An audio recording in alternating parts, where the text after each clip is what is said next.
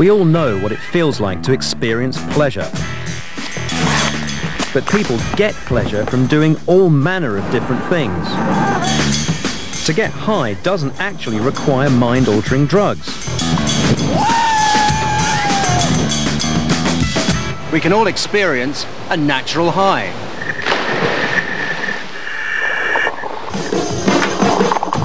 But where does pleasure come from? For me, one of life's greatest experiences can be found underwater. I've been scuba diving for 5 years now, and it never fails to give me a blast. I love being underwater. To be so close to this marine life in the flesh is just phenomenal. Whenever I dive, I feel pure, unadulterated pleasure. The actual mechanisms of pleasure, and even why we feel pleasure at all, is still a bit of a mystery. But a mystery that science is beginning to unravel. I work hard, I play hard, I seek thrills. To get Brian's juices going, it has to be wet and wild. For Paul and Hannah, it just don't mean a thing if it ain't got that swing. You feel very sexy, you feel very passionate, and the beat is just inside you. It's different to sex, I think. You can certainly get as wet and tired. Helen gets her kicks running out on the wet and windy mountains. What's being revealed is that similar things are going on inside everyone's brain, no matter how we choose to get our individual high. To tell you the truth, I'm a bit nervous with all these sharks swimming around. But it's also completely exhilarating. What fun! Although I'm experiencing a confusing mix of emotions, my brain translates these feelings into a powerful sensation of pleasure and excitement.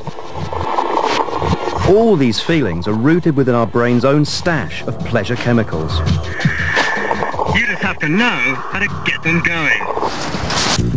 Brian's on a quest, searching for the ultimate high. So far, he's had just a taste of nirvana. It's cold, it's wet, absolute pure pleasure. It's orgasmic. Even on a wet weekend in Southend, Brian is getting his pulse racing out on the water. Powerboats are his latest thrill-seeking interest, and he competes all over Britain. High speed gives him a buzz. We can get up to 40 to 50 miles an hour.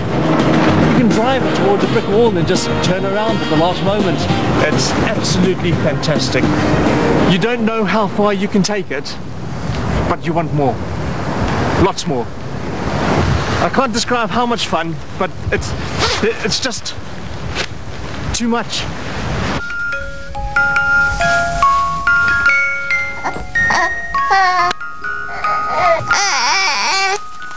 Baby Hugh is only 4 months old.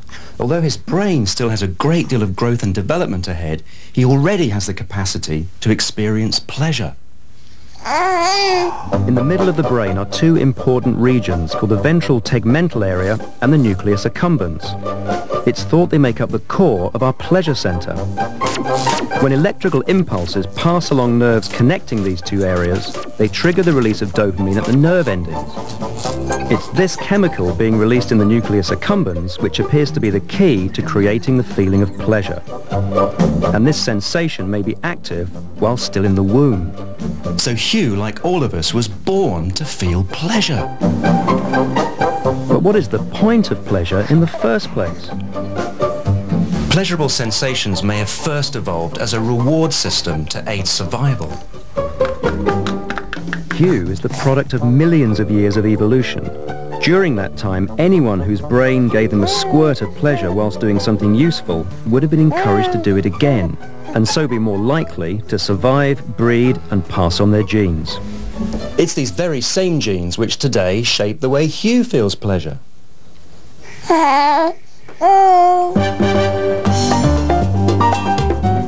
I go dancing 4 times a week, sometimes 5, sometimes the whole week. I just become this enraptured in the music. It just brings me the excitement and the happiness in my heart. You are like connecting with someone else. You can't sit down, you can't keep still. You need to get up and you need to dance. Music and dancing has been part of human culture since human culture began. For millennia, people across the globe have been getting pleasure from getting down. Although the sounds and styles often change, dancing itself has never gone out of fashion. For dance fanatics Paul and Hannah, salsa whisks them off to another world. You feel as though you're on holiday. It's summer. Every single time you're dancing, you can't just sit and listen to the music. You just want to move your feet and go for it. And it's like an escapism. When we dance, those pleasure-inducing dopamine molecules get released in the brain. This may date back to an evolutionary reward, but a reward for what is still unsure. Dancing may have been about social bonding. Early humans that were part of a strong community would benefit in survival terms through support from others. Of course, dancing may have evolved as an elaborate courtship display to capture a willing mate. No change there then. It's a very passionate thing to dance, I think.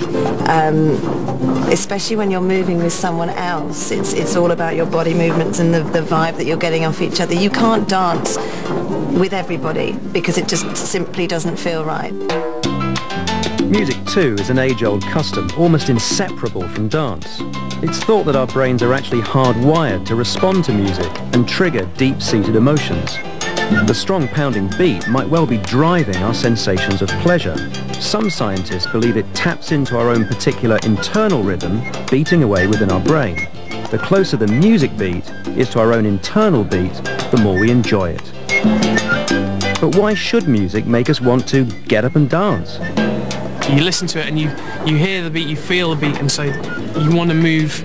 You want to move your body to the beat. And so that's why it's almost like a pulse. Yeah. It's sort of pulsing, and you can't think about it. You just go with the music. When we hear music, nervous impulses start firing off down to our muscles, getting our toes tapping. You really can't help yourself, and you're compelled to hit the dance floor. Alongside this, the fix of dopamine makes sure you keep enjoying yourself.